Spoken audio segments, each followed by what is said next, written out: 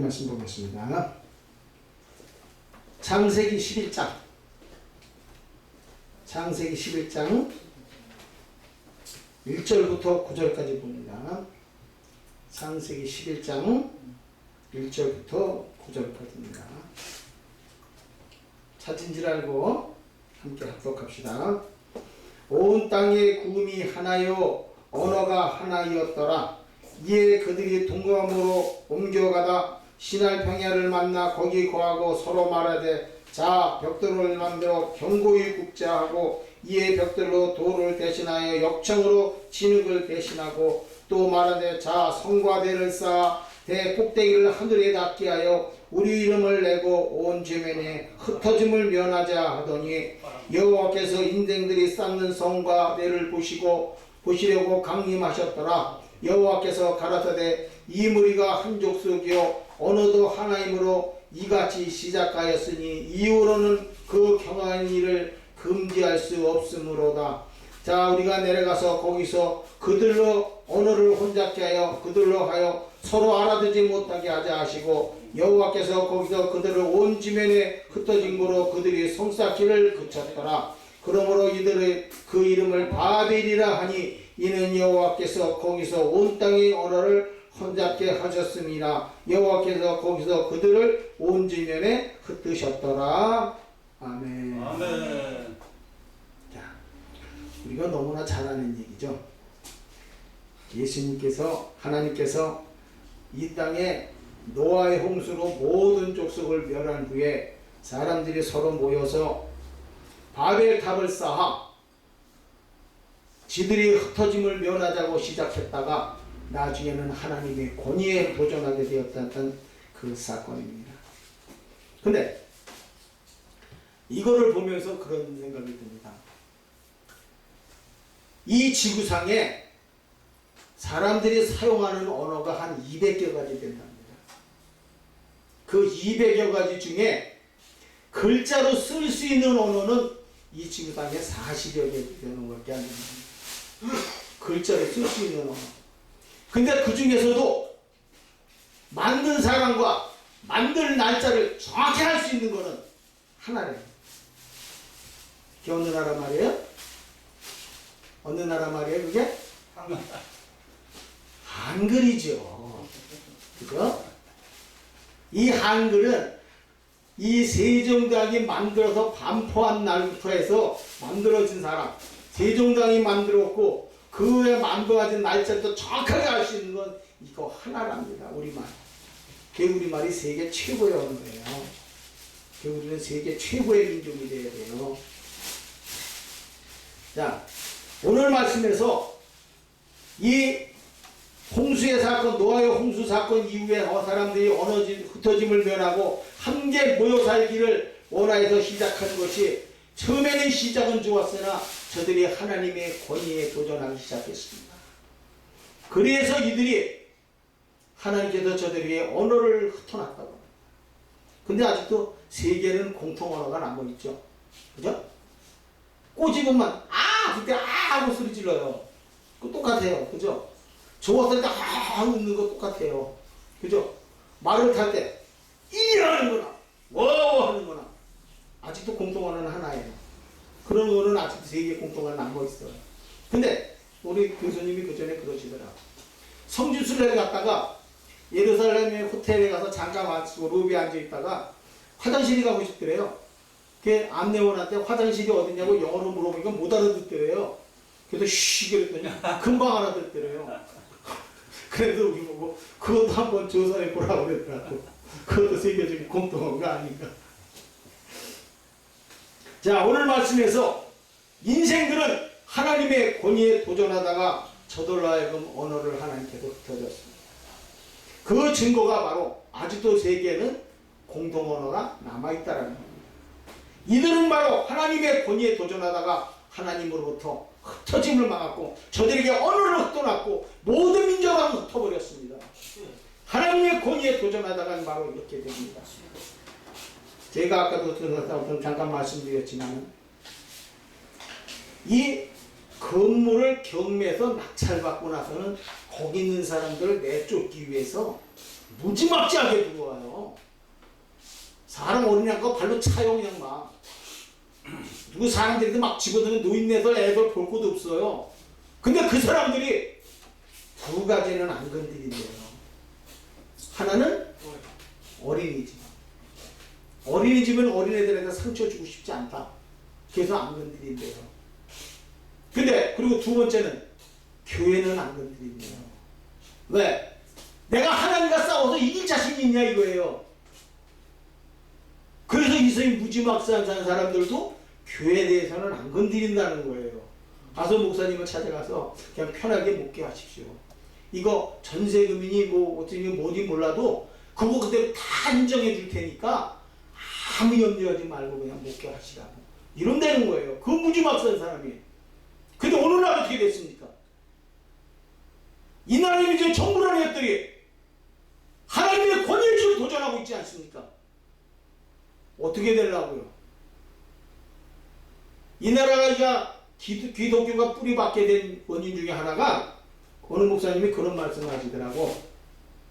박정희 대통령이 정권을 딱 잡은 다음에 5.16 쿠데타로 인해서 군사혁명으로 인해 정권을 잡은 다음에 김정필 그 당시 자기 조카 사귀잖아요. 세계 각국을 여행하고 와라. 잘 사는 나라들이 왜 잘 사는가? 못 사는 나라들은 왜 못 사는가? 그 원인을 분석하고 오라. 그랬더니 이 김정필 그 당시 총재가 쭉 세계 각국을 여행하다 한국에 돌아와서 하는 얘기가 뭐라고 했겠어요? 잘 사는 나라들은 잘 사는 나라대로 원인이 있더라. 그 원인이 뭐냐? 첫째가 하나님을 믿더라 이거예요. 하나님을 믿는 나라가 잘 살더라 이거예요. 아멘. 하나님을 믿지 않는 나라는 못 살더라 이거예요. 아멘. 아멘. 그러니까 박정희 대통령이 그러면은 교회를 활성화시키자. 그러면서 새마을운동에서 새벽종이 울렸네. 그거부터 나온 거 아니에요. 그것이 70년대 초에 나왔지만 그렇게도 이 나라에 기독교가 뿌리박기 시작했던 거예요. 할렐루야. 근데 지금 그 권위에 도전하고 있는 사람들이 과연 어떻게 되려고 하나님의 권위에 도전을 해요. 그저께 아까도 잠깐 카카오톡을 잠깐 보여드렸지만은 그 사랑제일교회 정광훈 목사님 그 교회를 무너뜨리기 위해서 강제 철거로 들어왔다는데 와 지금 놀랐습니다. 솔직히 사랑제일교회가 어디 있는지는 제가 잘 몰라요. 돌고지에도 가보니까 그전에 사랑교회라고 해서 거기를 한번 가본 일이 있는데 한번 진짜 이거 카카오톡을 저도 달려가 보고 싶더라고요. 어떻게 되라고 하나님의 권위에 대해 도전을 해? 무슨 공부를 나가려고? 하나님의 권위에 도전해서 이긴 사람은 지금까지 아무도 없습니다. 누가 하나님의 권위에 도전을 해요? 오늘 말씀에서도 이 사람들이 흩어지면 면하자고 시작한 것이 하나님의 권위에 도전하다가 저들에게 모든 명을 흩뜨려버렸잖아요. 우리가 아무리 돈을 가지고 재산이 많아도 뭘 해도 하나님께도 빼버리지만 아무것도 없어요. 이 권위에 도전해서는 절대 안 됩니다. 아멘. 제가 전 세계를 향해서 이 방송을 보신 분 앞에 한 가지 말씀드린다면 하나님의 권위에 절대 도전하지 마십시오. 아멘. 아멘. 권위에 도전하다가 잘된 사람 아무도 없습니다. 그 전에 제 가정 얘기를 잠깐 한다면은 저희 큰형님이 예수를 믿고 신학 공부해서 목사님이 되셨어요. 근데 우리 아버님이 핍박이 그렇게 심하셨어. 그러다가 아버님이 거의 6년을 갖다가 중병을 하셨어. 6년을. 그러면서 하시는 말씀이 하나님 같이 하는 사람에게 도전하지 마. 벌 받는다. 그 말씀을 하시더라고요. 그 전까지만 해도 그렇게 핍박을 하고 집에서 찬송만 불러도 그게 무슨 노래냐고 그랬는데 막 그러던 아버님이 그러시더라고요. 결국은 아버님이 한갑도 못 지나시고 6년이라는 긴 세월을 투병생활을 하시다가 돌아가셨어요. 하나님의 권위에 도전하면 그렇게 됩니다. 제가 가정 얘기해서 자랑스러운 얘기는 아닙니다만은 주의 그런 일이 있었습니다. 아멘. 그렇게 교회를 핍박하고 형을 갖다 내쫓아가지고 결국 신학교에서 말이야 한 구석에 방 한 구석 얻어가지고 거기서 생활하게 하고 신학 공부를 그렇게 열심히 했던 큰형님한테 나중에 우리들한테 그런 말씀을 하시더라.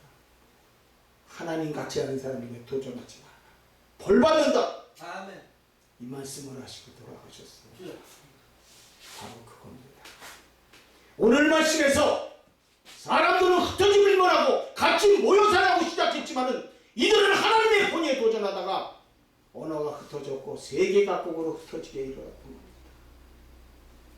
오늘 말씀을 보면서 저는 다시 한번 여러분에게 말씀드립니다. 하나님의 권위에 도전했다가 큰일 납니다. 아멘. 절대 하나님의 권위에 도전하지 말고 아멘. 핍박하기 싫으면 가만 놔두라고. 그 전에 수원에서 그 유명하신 중앙침례교회 김장한 목사님이 그런 말씀을 했고, 물론 그 큰아들이 우리하고 나하고 동기예요. 김유세 목사가. 근데 교회에서 예수 큰 잔치 해가지고 교회에서 총동원주의를 했어요. 예수 큰 잔치. 그래가지고 그때 당시에 산호 등록하신 분한테 살구십이고 그 당시에 최고의 비료였죠. 그걸 하나씩 나눠주고 뭐 이래서 했는데 그거를 선포하면서 그런 말씀을 하시더라고. 봉사하기 싫으면 가만히 있어라. 김 목사 뭐 수자 떤다 뭐 이제 또 뭐가 한때다 어쨌다고 그렇게 해서 봉사하는 사람까지 못하게 하지 말고 봉사하기 싫으면 가만히 있어라. 그게 도와주는 거다. 그런 말씀을 하시더라고요. 결국은 그 중앙침례교회가 예수 큰 잔치라는 그 행사가 성황리에 끝냈죠. 아멘. 많은 사람이 등록하고 많은 사람이 예수를 믿게 됐는데 거기에서 그 목사님이 하시는 걸 봤습니다. 자기가 예수 믿는 것이 껄끄러우면 가만히 계세요.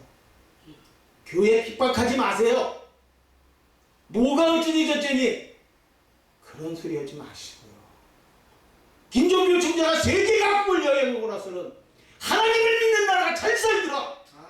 이 말 한마디가 이 나라에 바로 교회의 뿌리가 됐고 그것이 싹이 텄는데 아멘. 어디 거기 권위에 도전을 해요. 주여. 우리는 그래서는 안 됩니다. 교회를 핍박하지 마십시오. 아멘.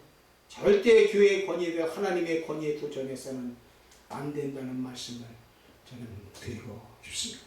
아멘. 감사합니다. 아멘.